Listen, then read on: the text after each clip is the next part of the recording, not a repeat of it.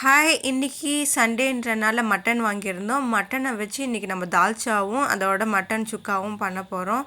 வாங்க இத one by one எப்படி செய்றதுன்றத பார்க்கலாம். இதுக்கு தேவையான பொருட்கள் வந்து தால்ச்சா கடலை பருப்புல தான் செய்வாங்க. ஆனா நான் துவரம் பருப்புல செய்றேன். ஏன்னா இந்த ரெசிபி என்னோட பெங்களூர் சிஸ்டரோட ரெசிபி. அதில் கொஞ்சம் சின்ன மாடுலேஷன் நான் பண்ணியிருப்பேன். மற்றபடி சேம் டு சேம் அவங்க செஞ்சதை நான் திரும்ப செய்கிறேன். இதுக்கு 1/4 கப் துவரம் பருப்பு எடுத்துக்கோங்க வாஷ் பண்ணி. நான் இதில் தக்காளி வெங்காயத்தெல்லாம் அரைச்சி தான் போட போகிறேன். ஒரு சின்ன சைஸ் வெங்காயம் 4 எடுத்துக்கோங்க. பெரிய சைஸ் தக்காளி 2 எடுத்துக்கோங்க. தக்காளி ஏன் நிறைய போடுறேன்னா நான் புளி போட போகிறதில்ல, அதனால தான். இப்போ பார்த்தீங்களா, நல்லா ஃபைன் பேஸ்ட்டாக அரைச்சிட்டேன். அதை இது கூட ஆட் பண்ணிக்கலாம். இது தண்ணி கொஞ்சம் ஊற்றி இந்த மிக்சியை கொஞ்சம் வாஷ் பண்ணி அதையும் இது கூட சேர்த்துக்கோங்க. ஒரு 1 கிளாஸ் ஆஃப் தண்ணி இது கூட சேர்த்துக்கோங்க. தேவையான அளவுக்கு நீங்கள் கொஞ்சம் உப்பு சேர்த்திக்கோங்க. 3 பச்சை மிளகாய் போடுறேன். ஏன்னா இதுக்கப்புறமும் நான் மிளகாய் தூள் போடுவேன். இது கூட கொத்தமல்லி, புதினா இந்த லீவ்ஸையும் போட்டுக்கோங்க. இது கூட கொஞ்சம் மட்டன் தண்ணி அதையும் சேர்த்துக்கோங்க. நான் இது கூட மீட் எதுவும் போட போகிறதில்ல. அந்த மட்டனோட தண்ணி தான் இது கூட சேர்த்துக்கிட்டேன். இது பிரிஞ்சாலை வச்சு பண்ணுற தால்ச்சா. நான் பண்ணியிருக்க சின்ன மாற்றம் என்னன்னா மட்டனோட தண்ணி இதில் சேர்த்திருக்கேன். இப்போது அது ஒரு 4 விசில் விட்டு நம்மளுடைய அந்த தால்ச்சா தனியாக அந்த தால் வந்து வேகட்டும். இப்போ நம்ம தாளிப்புக்கான விஷயங்களை பண்ணிடலாம். இப்போ எண்ணெய் ஊற்றிக்கிட்டு ஸ்பைசஸ் போட்டுக்கலாம்.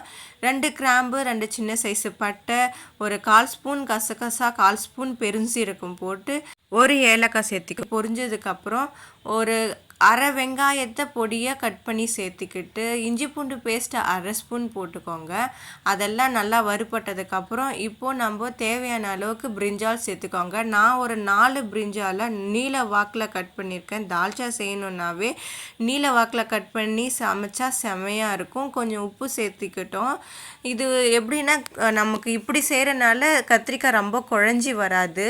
நல்லா இதே ஷேப்பில் இருக்கும். ஆனால் நல்லா வெந்துடும். கத்திரிக்காய் கொஞ்சம் நல்லா பிஞ்சு கத்திரிக்காவாக வாங்கிட்டு வந்து வச்சுக்கோங்க. இப்போ நம்ம இது கூட கொஞ்சம் மசாலா சேர்த்துக்கலாம். 1/4 ஸ்பூன் மஞ்சத்தூள், 1/2 ஸ்பூன் அளவுக்கு சில்லி பவுடர் போட்டுக்கோங்க. 1 ஸ்பூன் அளவுக்கு நீங்கள் ஹோம்மேட் மிளகாய் தூள் போட்டுக்கோங்க.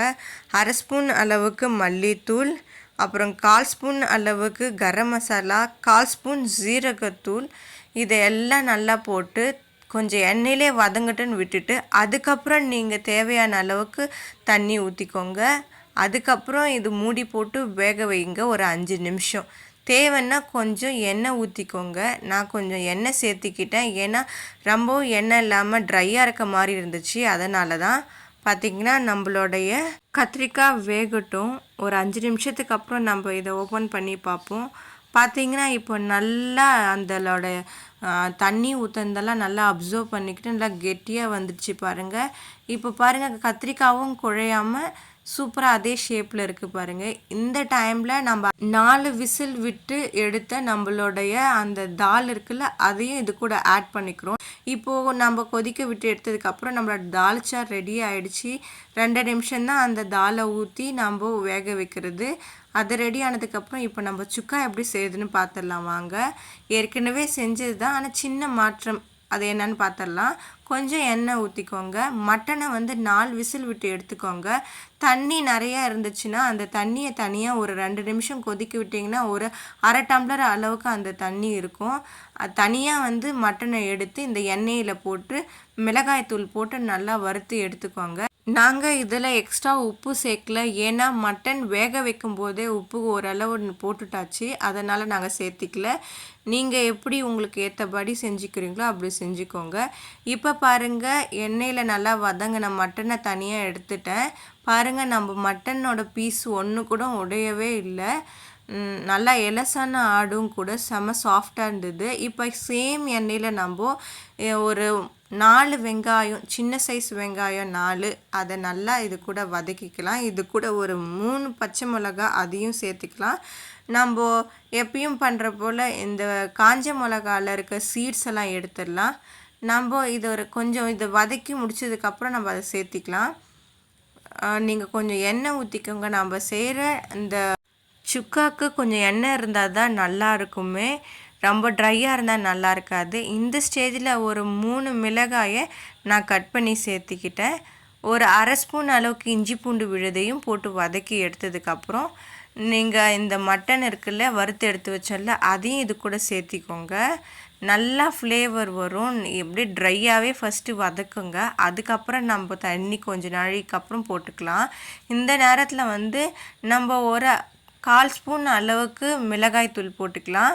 அரை ஸ்பூன் அளவுக்கு மல்லித்தூள் போட்டுக்கலாம். இதை போட்டு நல்லா வதக்கினதுக்கு அப்புறமா நம்ம கருவேப்பிலையும் உங்களுக்கு தேவையான அளவுக்கு போட்டுக்கோங்க. நான் ஒரு 1/4 கைப்பிடி அளவுக்கு கருவேப்பிலை போட்டேன். சுக்காக்கு நல்லா வெங்காயமும் கருவேப்பிலையும் நல்லா நிறையா இருந்தால் டேஸ்ட்டு சூப்பராக இருக்கும். இந்த டைமில் பாருங்கள், கொஞ்சம் நல்லா சூப்பராக இந்த மாதிரி வந்ததுக்கப்புறம் கொஞ்சம் வாட்டரையும் சேர்த்துக்கிட்டு நம்ம இந்த கருவேப்பிலையும் இந்த மசாலா கூடலாம் நல்லா அந்த தண்ணி நல்லா கலந்து கொதிக்க விட்டோம்னா நல்லா சூப்பராக அந்த எசன்ஸ் எல்லாம் நல்லா இறங்கியிருக்கும். நான் தண்ணின்னு சொன்னது மட்டன் வேக வச்சோம் இல்லையா, அந்த தண்ணியை தான் இதில் சேர்த்திக்க போகிறோம். இது என்னென்னா ஒரு ஹை ஃப்ளேமில் வச்சு ஒரு 2 நிமிஷம் கொதிக்க வச்சிங்கனாவே இந்த மட்டனோட வாட்டர் எல்லாமே அப்சர்வ் பண்ணிக்கும். அந்த நேரத்தில் நீங்கள் வந்து இந்த சுக்கா ரெடி ஆகிடுச்சின்னு நாம் தெரிஞ்சுக்கலாம். பாருங்கள், இந்த ஒரு 2 நிமிஷத்துக்கு அப்புறமா நம்மளோட சுக்கா எந்த அளவுக்கு ட்ரை ஆகிருக்குன்னு உங்களுக்கே தெரியும். பாருங்கள், இது ரெடி ஆயிடுச்சு. இந்த நேரத்தில் நம்ம எடுத்து சுட சுட சாதத்தில் வச்சு சாப்பிட்டுக்கலாம். நான் வந்து இன்றைக்கி ஒயிட் ரைஸு, இன்றைக்கி சண்டேன்றனால ஒரு 1/2 kg மட்டன் வாங்கிட்டு வந்திருந்தோம். ரொம்ப நாள் ஆச்சு, ஃபிஷ்ஷாக சாப்பிட்டுட்டு இருக்கோம் நாங்கள். சரி, அப்புறம் இப்படியே கேப் விட்டுட்டு போயிருந்தா சரி வராதுன்றனால இன்றைக்கி மட்டன் வாங்கிட்டோம். 1/2 kg மட்டனில் 1/4 கிலோ மட்டனை மட்டும் எடுத்து சுக்கா பண்ணோம். சுக்காக்குக்காக நாங்கள் ஒரு 4 விசில் விட்டோம். எலசான ஆடாக இருந்ததுனால நல்லா சூப்பராக வெந்துடுச்சு. இப்போ நம்ம தால்ச்சாவும் சர்வ் பண்ணிக்கலாம். தால்ச்சா செம்ம டேஸ்ட்டாக இருந்தது. என் பெங்களூர் சிஸ்டரோட ரெசிபி.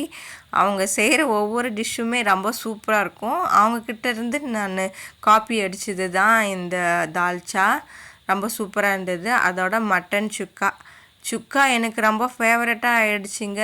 ஏன்னா சுக்கா பார்த்திங்கன்னா இன்னும் ஒரு சுக்கா இருக்குது, அடுத்த வீடியோவில் நான் போடுறேன் அது எதை வச்சு நான் செய்கிறேன் அப்படின்னு சொல்லிட்டு. அந்தளவுக்கு சுக்கா ஃபேவரட்டாக ஆகிடுச்சி எனக்கு. சூப்பராக இருந்தது. இந்த ஃபுட்டு எப்படி இருக்குது அப்படின்றத நீங்கள் ட்ரை பண்ணி பார்த்துட்டு உங்களுக்கு பிடிச்சிருந்துச்சுன்னா லைக் பண்ணி கமெண்ட் பண்ணுங்கள். ரொம்ப சுவையான சுக்கா அண்டு தால்ச்சா மட்டனை வச்சு நம்ம பண்ணதில் எனக்கு ஹாப்பி. இந்த ஃபுட்டு சண்டே அன்னைக்கு சாப்பிட்டதில் ரொம்ப சூப்பராக இருந்தது. எங்கள் வீட்டில் எல்லாருமே இதை சாப்பிட்டு பார்த்துட்டு சூப்பராக இருந்ததுன்னு சொன்னாங்க. நீங்கள் ட்ரை பண்ணி பார்த்துட்டு எப்படி இருக்குன்னு சொல்லுங்கள். ஹாப்பியாக இருங்க. Bye bye. Subscribe my channel.